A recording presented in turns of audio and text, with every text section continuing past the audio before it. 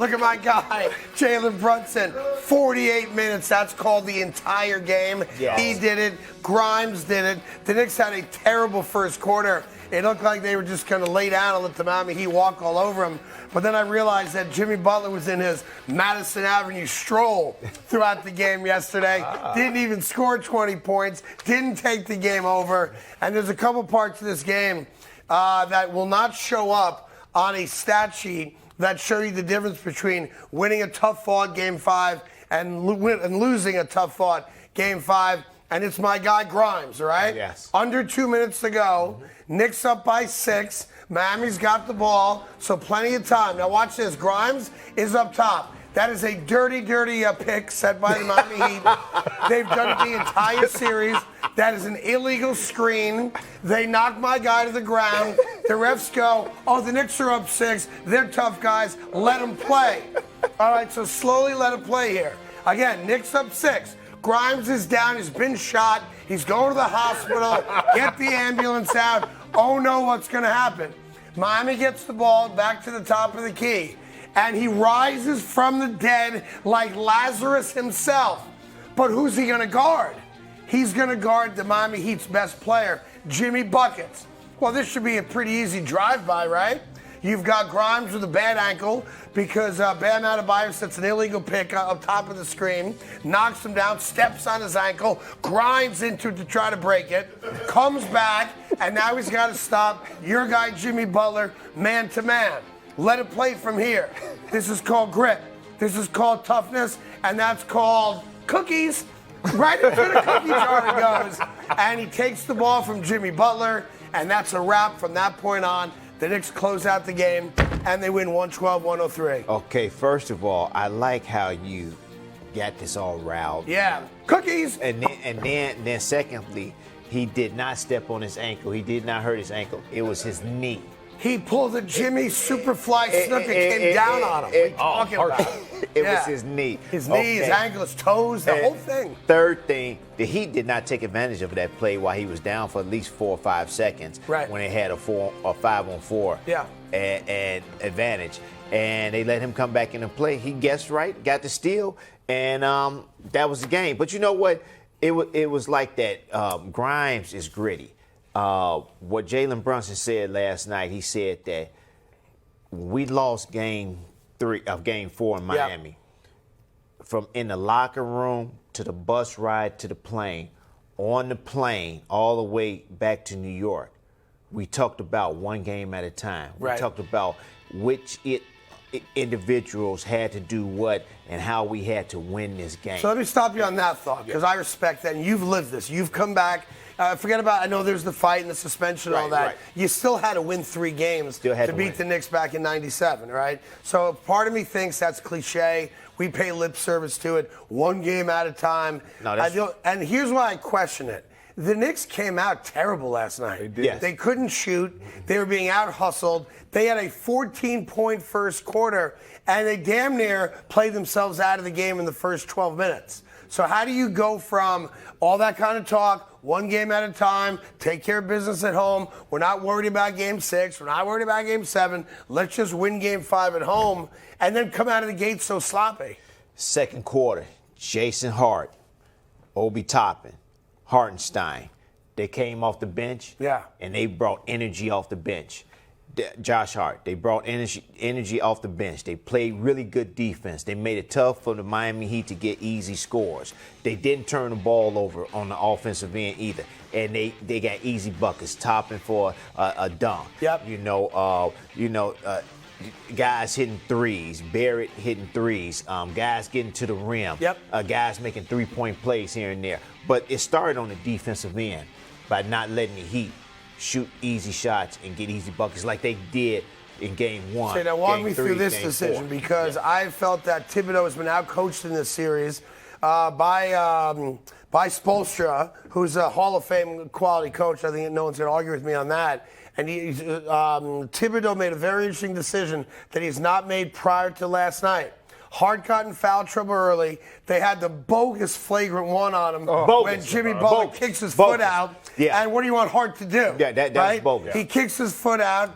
Jimmy falls down. They give him the foul. It's his 3rd foul on Hart. so he's in foul trouble right out of the gate. Yep. Only played 9 minutes last night. Yes. Hart's been the soul of this team outside of Brunson in the playoffs, especially when Grimes hurt his shoulder. And then all of a sudden, he sat the pine pretty much the entire game. Yes. And the second half. And the second half. But you know what? It was the other guys, the grit of the other guys just coming in, like topping. Yep. You know, he understood because he didn't play in game 4. He didn't play none in the second half. So he came in and understood, look, I got to bring energy. If I don't do nothing else, I don't need to score. I got to rebound. I got to bring energy. I got to dive on the floor. Yeah. I got to play defense. I got to do what it takes. We need to out there on the defensive end, and he get easy buckets too if you run. But you know, it's you can say it.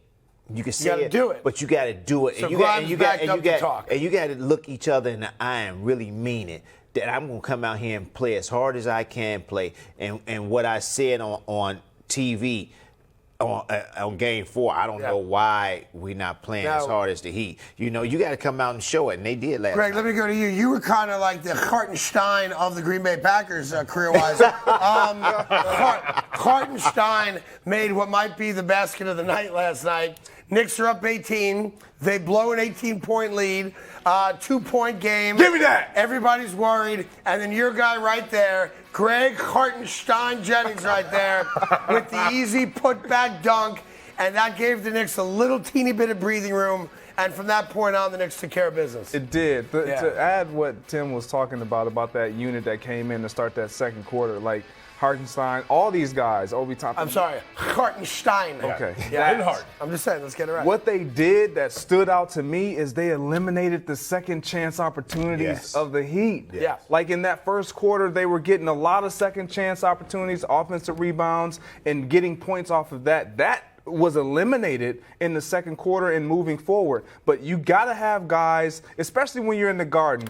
The fans were waiting for something to just be jolted into these players to give them something to cheer about. Yep. That's all they wanted. And I think you guys are right. It was the second unit that gave them that. Yes. Because the Knicks came out very lethargic, very slow, couldn't buy a bucket. Like I said, 14 points in the first 12 minutes, down 10 very, very quickly after the ridiculous call against Hart on the flagrant one. And listen, it comes down to this. When you get big buckets from guys like Hartenstein.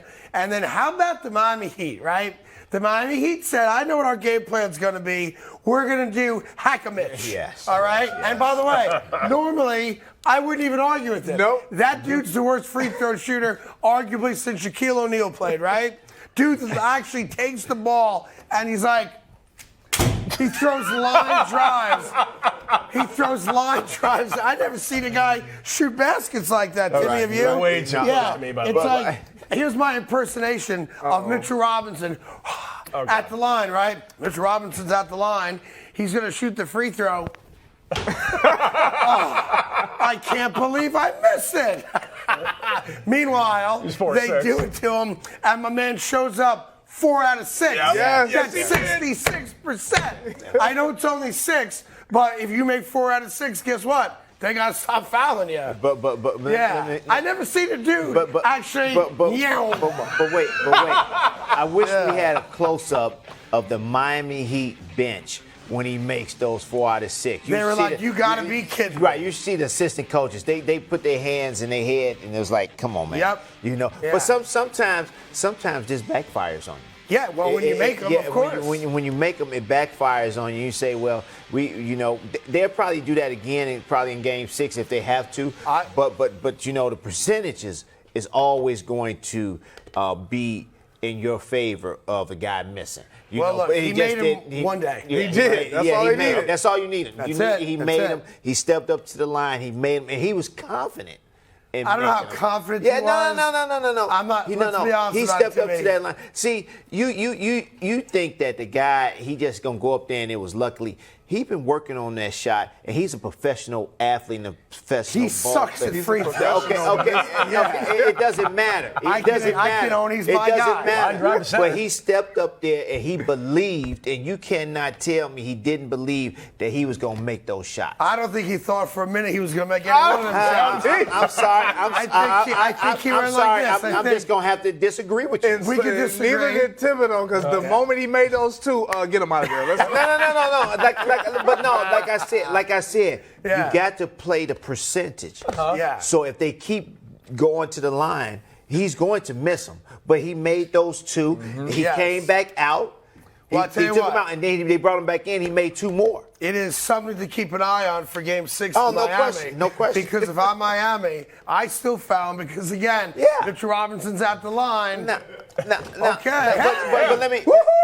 They used to do that to Shaquille O'Neal. Yes. No matter what. Right. And sometimes he used to shoot 12 for 28, 12 for 30. Yep.